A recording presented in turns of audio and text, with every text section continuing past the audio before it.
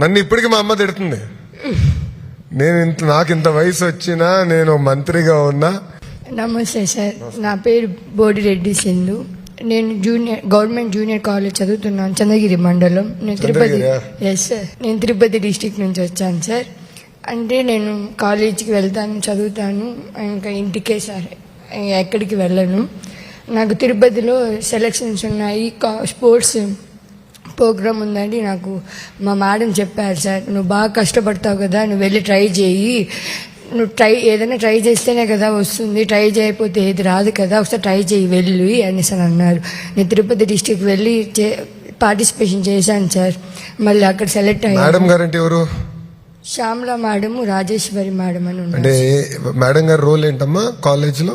మీరు junior college కదా, GJC government junior కళాశాల నుంచి కదా? భవిత స్కూల్ ఉంది సార్. భవిత స్కూల్లో ఉంటారు మేడం. మేడం సార్, అక్కడ రాజేశ్వరి మేడం, శ్యామల మేడం అని ఉన్నారు. ఆ మేడం చెప్పారు సార్, నువ్వు వెళ్ళు, ఏం కాదు, నువ్వు బాగా కష్టపడతావు కదా, నువ్వు వెళ్ళు, నువ్వు సెలెక్ట్ అవుతావు, నీ నిజాయితీ, నీ కష్టమే నీకు నీ వెనకాల తీసుకొస్తుంది అని వెళ్ళాను సార్. అక్కడ సెలెక్ట్ అయ్యాను. అక్కడ సెలెక్ట్ అయిన తర్వాత గండికోటకి తీసుకెళ్లారు. గండికోటలో చాలా బాగా ట్రైన్ చేశారు, బాగా చెప్పారు. తెలియని కూడా చాలా చూసాం సార్, చాలా ప్లేసెస్. నేను అనుకున్నాను గండికోటకి వెళ్ళిన తర్వాత ఇన్ని ప్లేసులు కూడా ఉంటాయా అని అనుకున్నాను సార్. బాగా తీసుకెళ్లారు, బాగా సెక్యూరిటీ ఉంది, బాగా అంతా బాగుంది సార్. బాగా ట్రైనప్ చేశారు.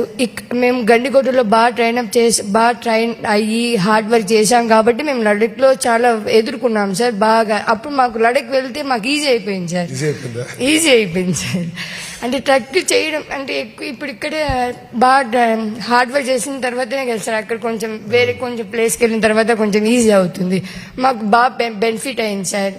అడ్వెంచర్ స్పోర్ట్స్ అకాడమీ గండికోటలో అది వెళ్ళాం. అంటే మాకు కూడా అనిపించింది సార్ ఫస్ట్ 2 days 3 days, అది ఏంద్రబ్బా ఇది ఇంత నడిపిస్తున్నారు, మనం మళ్ళీ అవుతుందా అవ్వదా, ఎందుకు ఊరికే మనం ఇంటికి వెళ్ళిపోదాం అనుకున్నాను సార్. మళ్ళీ అనుకున్నాను, సార్ వాళ్ళు చెప్పారు ఏదైనా కష్టం తర్వాతే ఫలితం ఉంటుంది, మీరు కష్టపడాలి, కష్టపడిపోతే ఏది ఉండదు, మీరు కష్టపడితేనే ఆ ఫలితం మీకు వస్తుంది, ఆ కిక్కే వేరు ఉంటుంది అని అన్నారు సార్. సో నా జీవితంలో ఒక ఇంట్రెస్టింగ్ ఎక్స్పీరియన్స్, నేను పాదయాత్ర స్టార్ట్ చేసినప్పుడు కుప్పం నుంచి స్టార్ట్ చేసిన నా పాదయాత్ర.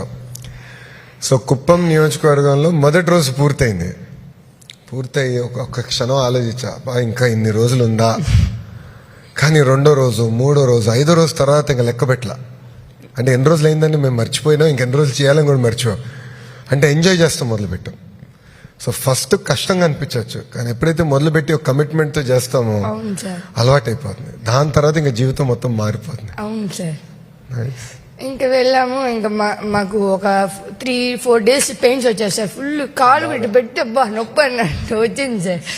మళ్ళీ సార్ వాళ్ళు ఏం కాదులే, అవి ఫిట్ అయిపోయి ఉంటాయి, బాగా స్ట్రాంగ్ అయిపోయి ఉంటాయి, అందుకే అవి పెయిన్స్ వస్తున్నాయి, ఏం కాదు, ఇంకా నడవండి, బాగా నడవండి, ట్రక్ చేయండి, ఏం కాదు, బాగా సెట్ అయిపోతుంది, మీకు అక్కడ లడఖ్ వెళ్ళిన తర్వాత ఈజీ అవుతుంది, మీరు ఇక్కడ కష్టపడినారంటే అక్కడ మీకు ఈజీ అవుతుంది, ఇక్కడ దొంగగా చేసి దొంగగా ప్రాక్టీస్ చేశారంటే మీరు సఫర్ అవుతారు అక్కడ అనేసి అని అన్నారు. మళ్ళీ బాగుంది సార్, బాగా చేశారు. హెల్పింగ్ నేచర్ నాకు ఇంకా ఎక్కువ తెలిసింది సార్. మనం హెల్ప్ చేయాలని మన మనసు నుంచి రావాలి సార్, మన మైండ్ నుంచి రాకూడదు సార్. అప్పుడే మనం ఏమైనా హెల్ప్ చేయగలుగుతాం సార్. హెల్పింగ్ నేచర్ నేర్చుకున్నాను, ఇంకా ఎక్కువ నేర్చుకున్నాను సార్, బాగా చేయాలి అని. మళ్ళీ డిసిప్లిన్ సార్, మళ్ళీ అందరు టీమ్ స్పిరిట్ బాగుండాలి, టీమ్ స్పిరిట్, ఫ్రెండ్స్ బాగుండాలి, ఫ్రెండ్స్ కోఆపరేషన్ చేసుకోవాలి, కమ్యూనికేటివ్గా ఉండాలి, అట్లా బాగా నేర్చుకున్నాం సార్. గండికోటలో అన్ని మొత్తం తెలియని కూడా బాగా నేర్చుకొని నడకు వెళ్ళి. ఎన్ని రోజులు గండికోటలో ఉన్నాం సార్? 1 month. 1 month ఉన్నారు గండికోటలో? 1 month ఉన్నాం సార్. అక్కడ ఉన్న తర్వాత లాస్ట్ రోజు వెళ్ళిపోయింది, ఏదో బాధగా వెళ్ళాం సార్ మేము ఇంటికి. అంత బాగా ఉండింది సార్. ఇంట్లో ఎంతమంది అమ్మా మీరు? నాకు తమ్ముడు ఉన్నాడు సార్. తమ్ముడు ఉన్నాడు, ఓకే ఓకే.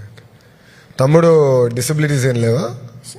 తమ్ముడు బాగున్నాడు. తమ్ముడు ఏం చదువుతాడమ్మా? Boys high school sir, 10th complete అయ్యింది. 10th అయింది, ఓకే ఓకే. సో ఇంట్లో రౌడీ ఎవరు సార్? ఇంట్లో రౌడీ ఎవరు? రౌడీ నేనే సార్. నువ్వేనా రౌడీ? గారభంగా పెంచారా ఇంట్లో నిన్ను? అట్టేం పెంచలేదు సార్. ఇప్పటికీ దెబ్బలు తింటాను సార్. మా ఇప్పటికీ దెబ్బలు తింటావా? అమ్మ ఇప్పటికీ కొడుతుందా? కొడుతుంది సార్. నన్ను ఇప్పటికీ మా అమ్మ తిడుతుంది. నాకు ఇంత వయసు వచ్చినా, నేను మంత్రిగా ఉన్నా, అమ్మకి మనం పిల్లలే. అవును సార్. వాళ్ళ అబ్బాయి వాళ్ళ అమ్మాయే. సో ఇప్పుడు కూడా నేను ఏమైనా తప్పు చేస్తే ఫస్ట్ ఫోన్ వచ్చేది మా అమ్మ దగ్గర నుంచి. ఇట్లెందుకు మాట్లాడినావు నువ్వు? పాదయాత్రలో ఒకసారి నేను కొంచెం స్పీడ్గా మాట్లాడేసా, నచ్చలే మా అమ్మకి. నాకు ఫోన్ చేసి ఇంకోసారి ఎప్పుడు ఇట్లా మాట్లాడొద్దని. సో అమ్మే అంటే వాళ్ళంతా మనం మంచి కోసమే చెప్తారు కదా. అవును సార్. అమ్మ ఎప్పుడు మనం మంచి కోసమే చెప్తారు. మన చాగంటి కోటేశ్వర గారు ఉన్నారు, నీకు తెలిసి ఉంటుంది. అవును సార్. ఆయన ప్రవచనలు చేస్తారు. నైతిక విలువల పైన పుస్తకాల రూపొందించి పిల్లలకి ఇస్తున్నాం. ఆయన ప్రవచనకి వెళ్ళా, ఆయన చాలా మంచి మాట చెప్పాడు. అమ్మకి చెప్పలేని పని మీరు చేయొద్దు. విన్నాను సార్ ఇది. అది నాకు చాలా నచ్చింది. సో నేను ఇప్పుడు ఎక్కడికి వెళ్ళినా అందరికి అదే చెప్తాను, అరే అమ్మకి చెప్పలేని పని మనం చేయకూడదు రాబాయ్. అది చాలా పవర్ఫుల్. ఎందుకంటే జీవితాల్లో మనం చాలా నిర్ణయాలు తీసుకుపోతాం. తీసుకున్నప్పుడు ఆ ఒక్క నిర్ణయం మనం గుర్తుపెట్టుకోవాలి, అదొక బెంచ్ మార్క్ పెట్టుకోవాలి. Good. So congratulations, thank you she sir. Make us proud. మాకు ఇంకా ఇంకా మంచి మంచి అవకాశాలు ఇవ్వాలని కోరుకుంటున్నాను. నేను లిఫ్ట్ ఇస్తా, తర్వాత మీరు నాకు అవకాశాలు కల్పించాలి. నేనేంటంటే నేను బలంగా నమ్మేది మన జీవిత ప్రయాణంలో, కూర్చోమ్మ చెల్లి, జీవిత ప్రయాణంలో ఎంతమందో మనకి హెల్ప్ చేస్తారమ్మా. అవును సార్. నేను ఈరోజు ఈ స్థాయికి వచ్చానంటే మా టీచర్స్ ఉన్నారు, మా ప్రొఫెసర్స్ ఉన్నారు. కార్నిగి మెల్లన్ యూనివర్సిటీలో నాకు మెంటర్గా ప్రొఫెసర్ రాజిరెడ్డి గారు ఉండేవారు. ఇప్పుడు కూడా ప్రొఫెసర్ గారు నాకు మెంటర్గా ఉన్నారు. సో నాకు ఎంతో మంది నాకు లిఫ్ట్ ఇచ్చినప్పుడు నేను ఇప్పుడు తిరిగి చేయాలి, ఆ ఇన్స్టిట్యూషన్కో ఆ వ్యవస్థని బలోపేతం, నా వంతు 1%, 2%, 5%, 10% నేను బలోపేతం చేయాలనుకుంటా. సో తిరిగి ఇప్పుడు బాధ్యత మీ పైన ఉంది.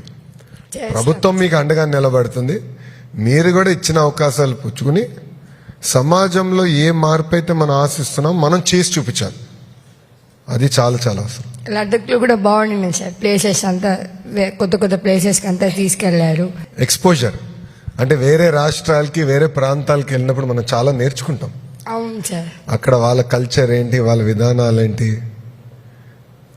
అప్పుడు మనలో కూడా చాలా మార్పు వస్తుంది దానివల్ల. సో ఇది కేవలం ఒక ట్రెక్కే కాదు. నా ఆలోచన ఏంటంటే ఆ ఎక్స్పోజర్ వల్ల మనలో మార్పు వస్తుందని నేను బలంగా నమ్ముతా. అవును సార్. గుడ్. అక్కడ బాగుంది సార్, మంచి వెదర్ ఉన్నింది. అక్కడ ట్రక్ చేసేటప్పుడు బాగా అనిపించింది. పోయేటప్పుడు కొంచెం కష్టం అనిపించింది, కానీ ఎందుకు? దిగి వచ్చే తర్వాత అంటే కొంచెం ఎక్కువ కూల్ కదా సార్, బాగా చల్లగా ఉంటుంది. అవును. కొద్దిగా అలవాటు అవ్వలేదు కదా సార్. ఒక ఎంత ఉండే టెంపరేచర్ అక్కడ? సెకండ్ డే -5 అన్నీ తట్టుకున్నారా అందరూ? గుడ్. ఇంకా డెవలప్ అవుతాం సార్. 100% అమ్మా అవుతాం. ఎందుకంటే దేవుడు మనకి ఒక అవకాశం ఇచ్చారు. అవును. ఇప్పుడు నాకు కూడా మీకు అవకాశాలు కల్పించి అవకాశం నాకు కల్పించాడు దేవుడు. అది నేను ఆలోచిస్తా. నో గుడ్, కంగ్రాచులేషన్స్, గట్టిగా థ్యాంక్ యూ చేయాలి. సార్. మాకు ఇటువంటి అవకాశం ఇచ్చినందుకు ధన్యవాదాలు సార్. థ్యాంక్ యూ అమ్మా. మనకి అడ్వాంటేజ్ కూడా ఏంటంటే గౌరవ ముఖ్యమంత్రి గారికి నేను ఎప్పుడన్నా చెప్తే, సార్ ఇట్లా ప్రోగ్రామ్ అనుకుంటున్నట్టు చేయాలంటే 100% చేసాను అంటారు.